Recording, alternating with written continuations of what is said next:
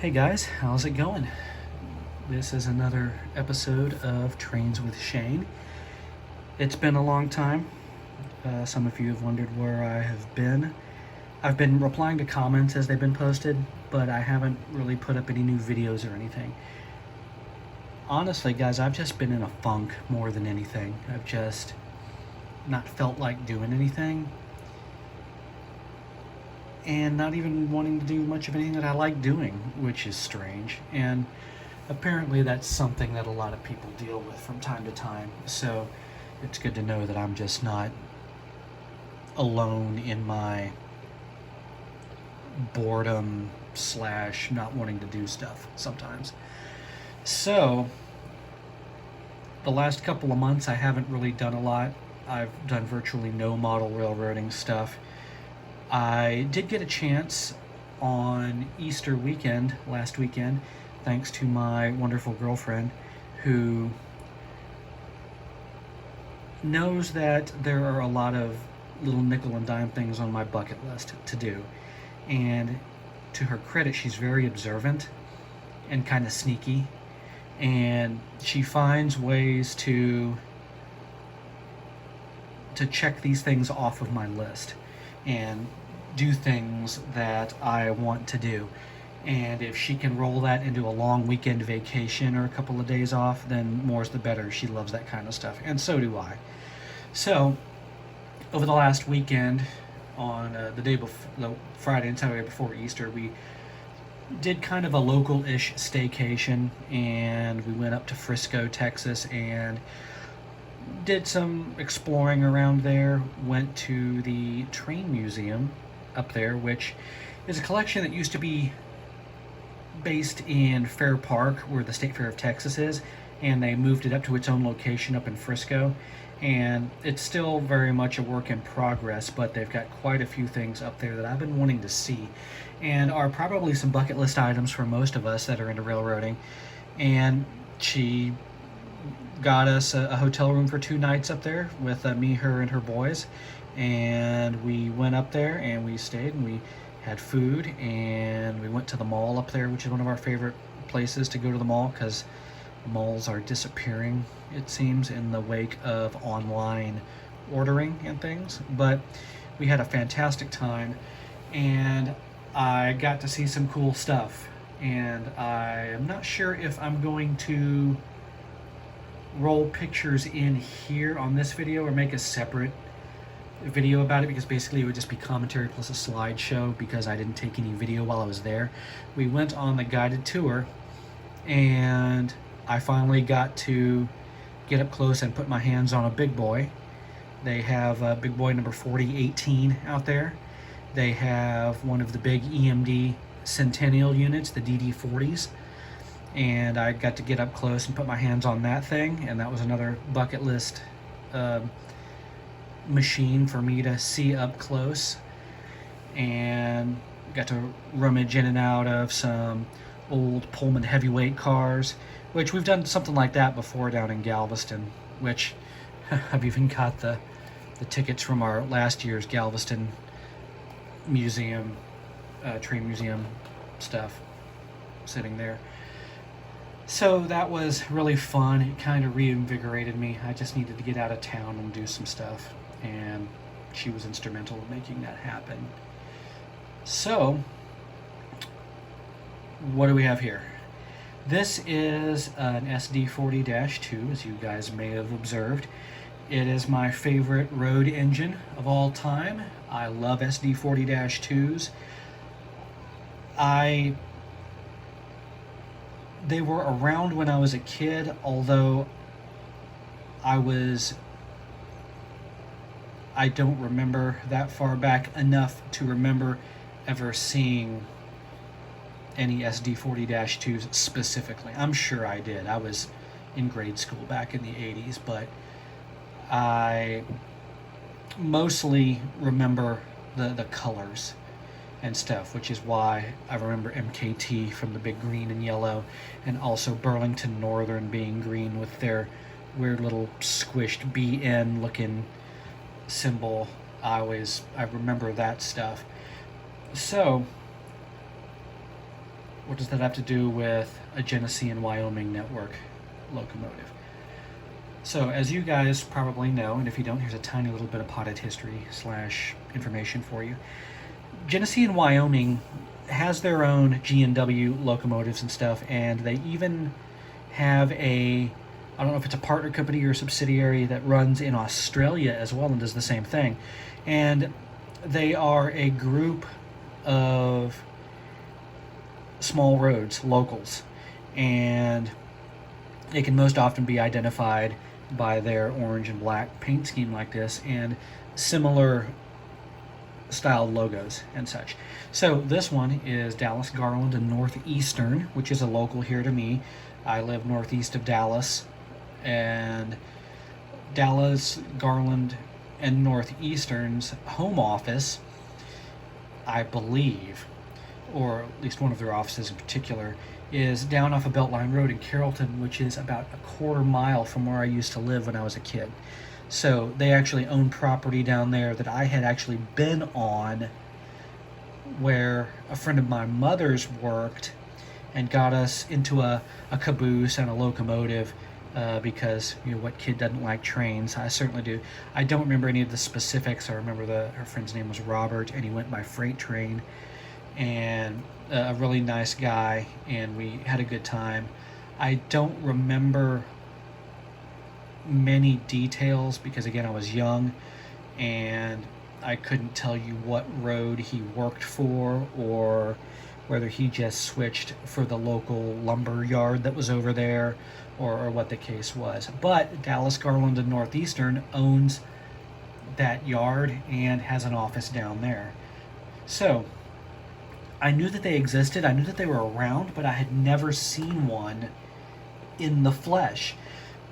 So about 6 or 8 months ago, I was out with the aforementioned wonderful girlfriend and her boys and a friend of one of theirs, and we were going out to eat, and we pulled up to the signal over on First Avenue and Walnut Street in North Garland, and sitting idling there on a siding were 2 SD40-2s and 1 Jeep. I don't remember exactly what the GP was. It was probably a 38 if I had to guess.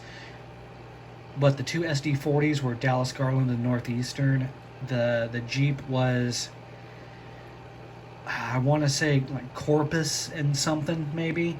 I'll have to look it up. It was a different reporting mark on the side. But I got a little horrible iPhone video clip of it and a couple of still photos. And these guys, like I said, were just idling there on the siding. And you know, I love the 16 645 E3 prime movers. They make my favorite mechanical noise on the planet. And they were just sitting there idling that little ying, ying, ying, ying, ying when you hear the turbo supercharger. I call it that because it's actually a geared supercharger at low RPM. And it was fantastic. They accelerated, did some switching. We were only parked there for a moment or two, so I didn't get to see them a lot, but thanks to the video, I was able to catch the road numbers of the 2 SD40-2s. It was the one we have here, which is 3495, and its sister unit, 3496. 3496 was the one that was actually on the head end, but it's kind of funny why I've got 3495 here instead. I originally wanted to do 3496, but when Mariusz, I can never say his name properly the first time, Mariusz, I'm guessing it's Polish or something like that. I never asked him. Maybe I should. But when he ordered the Kato unit, which was a Santa Fe unit, it had the short hood mounted headlight here as opposed to the cab. You see how the cab is blanked off up there? And thankfully 3495 had a nose mounted headlight instead of a cab mounted, so we just changed the road number of the one we were doing. Easy enough, which was far more economical than having him scratch build and change the headlight location. For me, the juice wasn't worth the squeeze, although he totally was willing to do it if I wanted. So let's take a look at our feature here. pretty simple. If you guys are familiar with Genesee and Wyoming, you know they're all, well, mostly orange and black like this with yellow rails and yellow sides, yellow pilots. With, you see we've got our Dallas Garland and Northeastern logo here. See the state of Texas there. Let me see if I can make it not blurry. There we go. State of Texas, DGNO, Dallas Garland Northeastern. Most of the Genesee and Wyoming network roads will have a logo that is similar. It'll have a couple of reporting letters in yellow on the sides, a little symbol in the middle, and a circle like that for the most part. So that's a spotting feature for that. Add on AC units on top. I did have him add some grabs. I managed to bend this one a little bit, which I'll have to fix with some tweezers. That's on me. I was a little overzealous when pulling this thing out of the package when I first got it. He did add grabs on the long hood back here. I didn't have him add the grabs that go on the top, the big long ones that go up here and the curved ones, just because he would have had to have ordered those separately, and he probably doesn't have a whole lot of need for those. But these little step grabs he uses all the time on stuff, so we got those. Otherwise, just a pretty I call it basic. There's no complex shapes really or anything. It's just solid colors and stripes. The only thing that is different, other than some missing details, which would be like a little communications device that goes on either side of the roof here, is that on the prototype this is supposed to be gray rather than black, but the rest of the long hood is black on top. Not a huge deal. I wasn't going to complain. For the Mariusz is very reasonable in his pricing. A little too reasonable in my opinion, but don't let him hear me say that. He's the same fellow that did my F40PHs, my MBTA unit, which you guys have seen on channel. You have seen two separate Trinity Rail Express units of these done for me, a F40PH and an F59PH, not a PHI, a PH.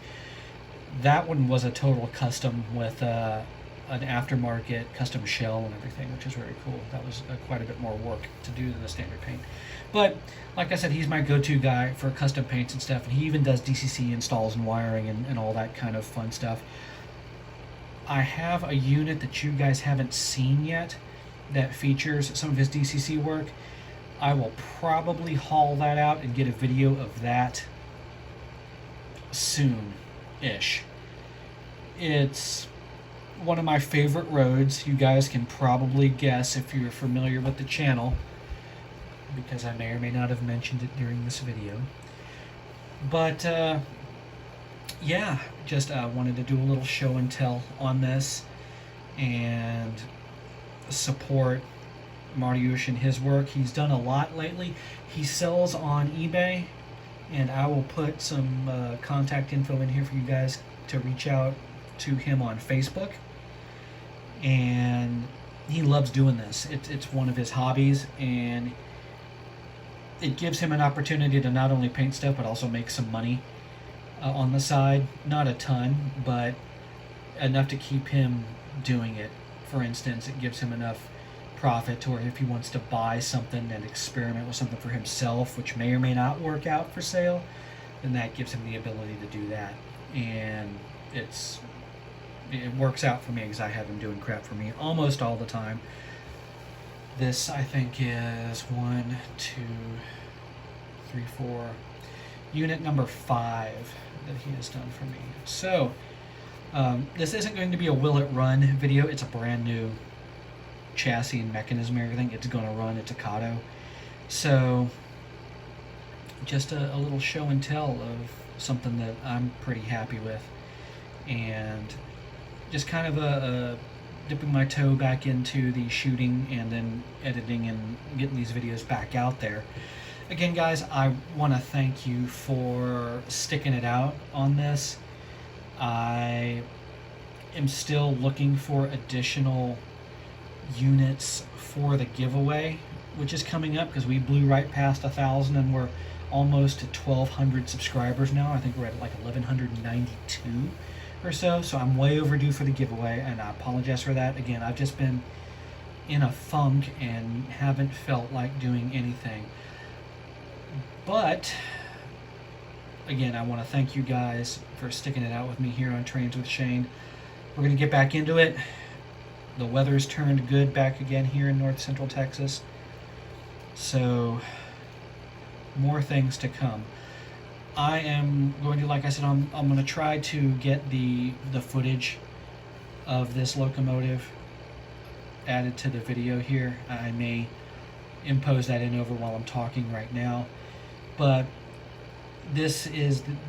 seeing this was the first time in recent history that I can ever remember, actually specifically ever, seeing an SD40-2 in the wild and running.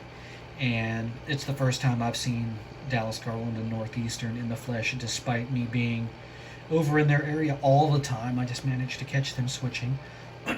Excuse me. So a couple little small wins for me as a rail fan, and yeah, I figured it was worth a custom unit and something I could share with you guys. So again, I want to thank you for joining me on the first in my comeback, I guess you would say, on Trains with Shane, and be safe and be good to each other, and I will catch you guys on the next one.